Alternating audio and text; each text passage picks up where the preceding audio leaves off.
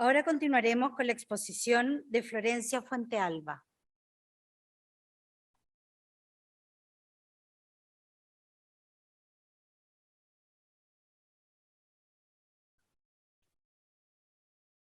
Muchas gracias por la invitación al ESE Business Schools, a CEDIS y también obviamente al Baileys Aliasnik, la firma donde trabajo, que es la que también me permite poder hablar de estos temas hoy día. La presentación que yo les tengo preparada para el día de hoy tiene que ver con 5 razones para incorporar una estrategia de ESG al negocio y algunos aspectos legales y reputacionales en estos temas. Como decía Matías, yo también traje hoy un fragmento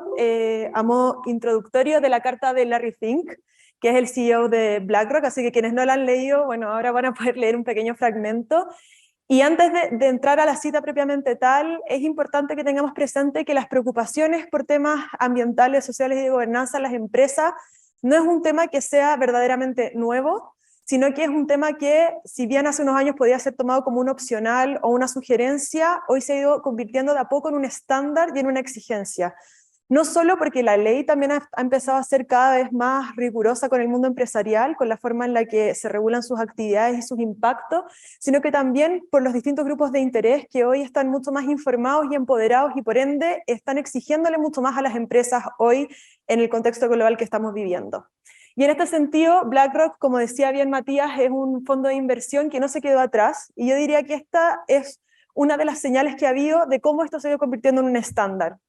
En el año 2018, Larry Fink dirigió una carta a los CEOs de las empresas en las que BlackRock invierte, en una carta que se tituló como A Sense of Purpose, un sentido de propósito, y dijo este párrafo que me parece que resume muy bien la intención del mensaje que él quería entregar. En el entorno actual, los grupos de interés exigen que las empresas ejerzan su liderazgo en una gama más amplia de cuestiones, y tienen razón. La capacidad de una empresa para gestionar los asuntos medioambientales, sociales y de gobernanza demuestra el liderazgo y el buen gobierno que son tan esenciales para el crecimiento sostenible, razón por la cual integramos cada vez más estas cuestiones en nuestro proceso de inversión. Y en línea con esto paso a la primera razón de por qué yo creo que es importante pensar este tema e incorporar una estrategia ESG al negocio, y es porque más que un costo, la implementación de ESG significa generación de valor. ¿Y por qué lo planteo como más que un costo? Porque también lo decía Matías en un momento en su presentación, muchas veces las empresas a la hora de evaluar si pueden incorporar medidas que se puedan enmarcar dentro de los parámetros ESG, dicen que a veces esto puede resultar muy costoso, que no tienen los medios, que quizás reemplazar la maquinaria con la que producen los bienes que venden implica un gasto gigantesco para poder tener energías más limpias, o porque no tienen los recursos quizás para plantearse el aporte a las comunidades o con sus trabajadores. Y en este sentido, yo creo que esto no es así. Por un lado, el incorporar ESG permite la generación de valor desde varias perspectivas, y acá quiero que entendamos el valor en un sentido amplio. Por un lado, el valor económico mediante la atracción de capital, que como vemos, ya desde el mundo financiero hay al menos una exigencia cada vez mayor en estos temas, pero también porque creo que ayuda a generar valor social, y en esto es específicamente de cara a los grupos de interés. Un ejemplo, los consumidores hoy cada vez más se están fijando efectivamente en cómo las empresas producen las cosas que nos ofrecen, cómo trabajan, cuáles son sus impactos, qué es lo que están haciendo para mitigarlo. Hay harto interés en las empresas que, por ejemplo, reciclan, que ocupan energías limpias, que ayudan a comunidades, si es que, por ejemplo, testean o no en animales, y ahí tenemos una amplia gama de exigencias que también han ido incorporando los consumidores, y que a la larga también se va a traducir obviamente en un crecimiento de la empresa y en un reconocimiento que la va a diversificar de empresas competidoras. Yo creo que también es importante cuando hablamos de esto mencionar que también el ESG puede ser progresivo y puede ser acorde a la madurez organizacional de cada empresa. Es decir, el estándar que se le puede exigir a una empresa que quizás recién está empezando, a un emprendimiento, a una startup, obviamente va a ser más blando que el que le podemos exigir a grandes empresas multinacionales, pero esto, gracias podríamos decir que puede ser progresivo y que no es solamente un llamado de grandes empresas. Yo creo que hoy en el mundo startup hemos visto también cómo han ido surgiendo negocios que desde su génesis tienen incorporada una misión ESG, y si nos fijamos en los últimos unicornios, también esto ha sido una cuestión preponderante. Por ejemplo, Notco, una empresa chilena que ha captado mucho dinero en rondas de inversión, es una empresa que busca responder en el fondo a el impacto ambiental quizás de la industria que produce productos en el fondo con cargo a los animales, no sé cómo decirlo,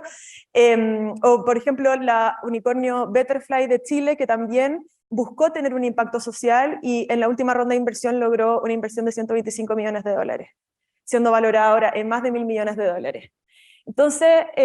y también creo que hoy muchas empresas tienen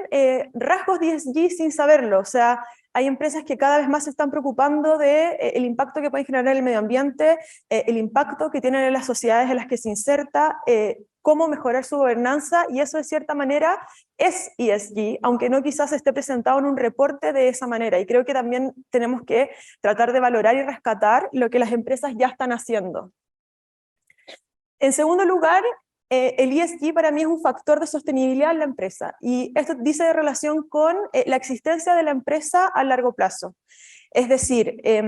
hoy yo preferiría una empresa que quizás tenga un ritmo de crecimiento más lento, pero que esté preparada para enfrentar los desafíos que se vienen, sobre todo en un contexto de cambio climático, versus una que quizás hoy está ahorrando en no tener una estrategia de ESG y cuyo margen quizás pueda ser mucho mayor, pero es una empresa que quizás no va a subsistir en las exigencias que se vienen en el mundo de hoy.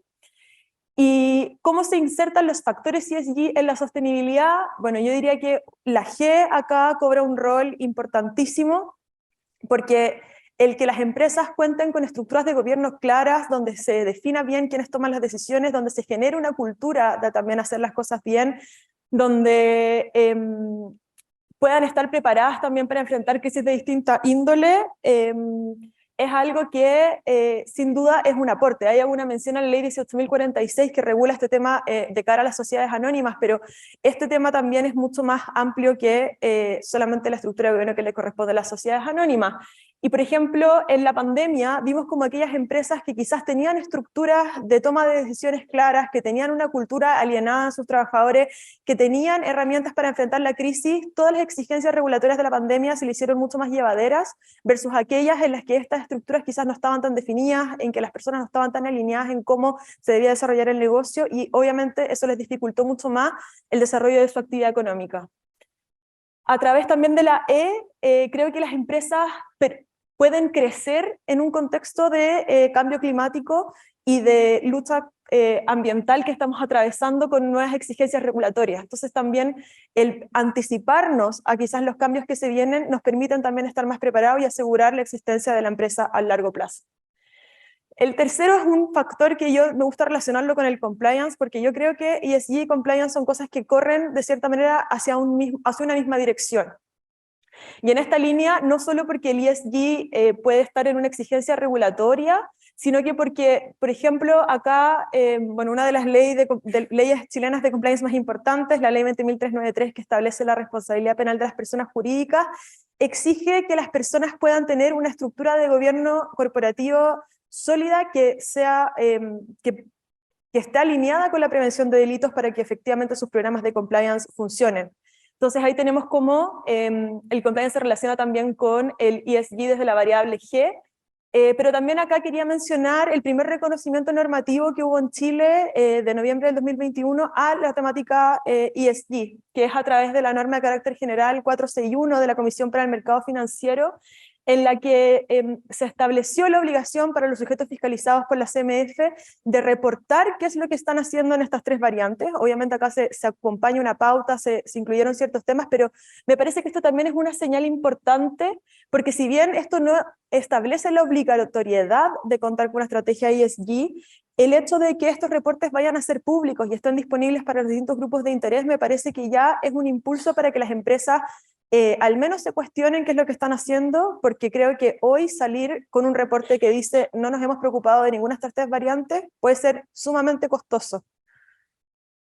La cuarta razón, y acá también hago referencia a los millennials, como también mencionaba Matías, y a las generaciones X, Z y todas las que vengan después, creo que hoy también el incorporar estrategias de ESG permiten la atracción